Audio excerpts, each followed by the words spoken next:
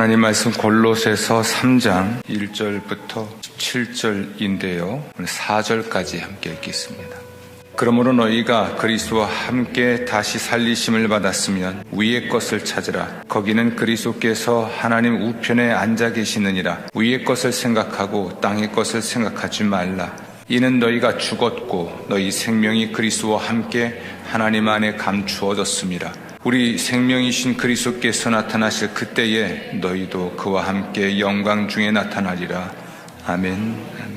사도 바울은 골로새서 1장 24절 말씀에서 나는 이제 너희를 위하여 받는 괴로움을 기뻐하고 골로새 교인을 위하여 받는 괴로움을 기뻐하고 그리스도의 남은 고난을 그의 몸된 교회를 위하여 내 육체에 채우노라 라고 말합니다. 속죄를 위한 그리스도의 고난은 더 이상 필요가 없습니다. 그러나 교회가 예수 그리스도의 구원의 복음, 속죄의 복음을 증거하려면 고난을 겪게 돼요.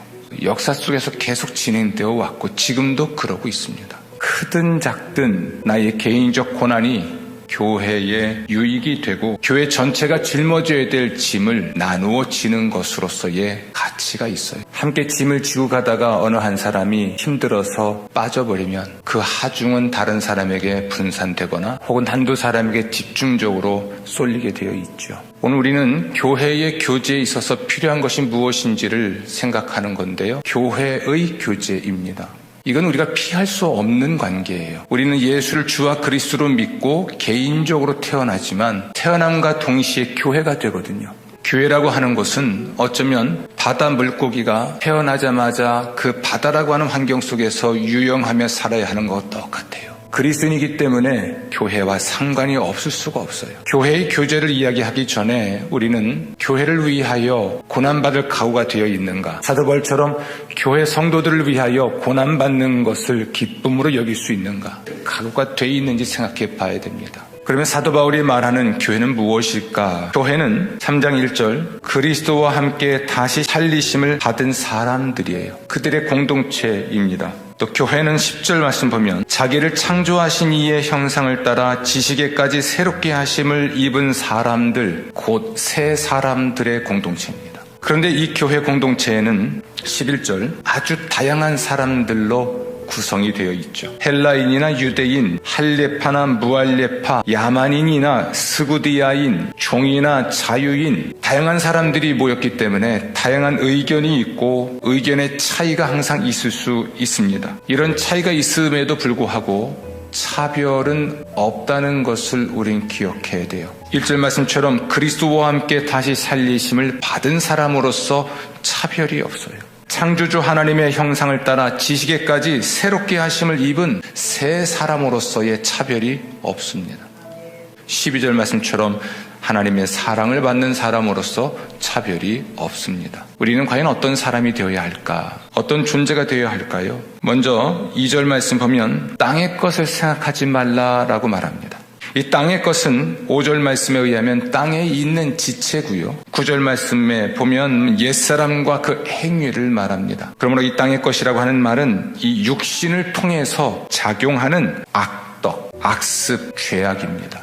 그리스도인은 이 땅의 것을 생각하지 말아야 됩니다. 그것이 나를 지배하지 못하게 하고 그것이 나의 생각의 방식이나 삶의 방식이 되지 못하게 하라는 이야기입니다. 구체적으로 땅의 것은 무엇인가요? 5절 보면 음란과 부정과 사욕과 악한 정욕과 탐심이고요. 8절 말씀 보면 분함과 노여움과 악의와 비방과 우리 입에 부끄러운 말과 같은 것들입니다. 이런 것들은 벗어버려야 될 옷과 같은 것들입니다.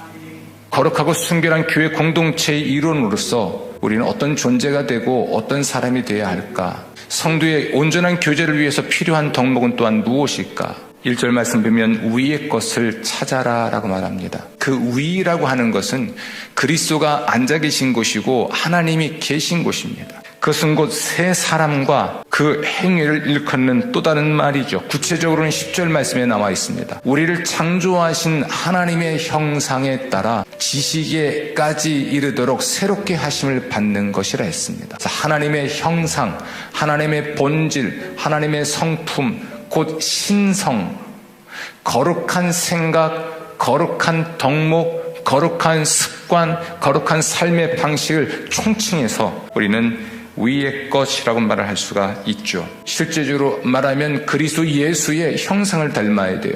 구체적으로 12절 보면 긍휼, 자비, 겸손, 온유, 오래 참이고요. 이 모든 것 위에 사랑을 더하라 했습니다. 우리는 이러한 것들을 생각하고 이러한 것들을 찾아야 되고 이러한 태도와 습관을 익혀야 되고 그것이 곧 우리 인격과 태도가 되도록 만들어야 할 것입니다. 근본적으로 뿌리채 헤어져야 돼요.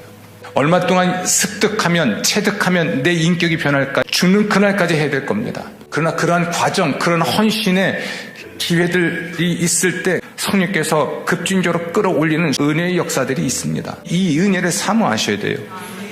그래야 여러분 변화되고 여러분 변해야 가정도 변해요. 성도의 교제를 깨트리는 일, 이 죄악이 무서운 걸 알아야 돼요.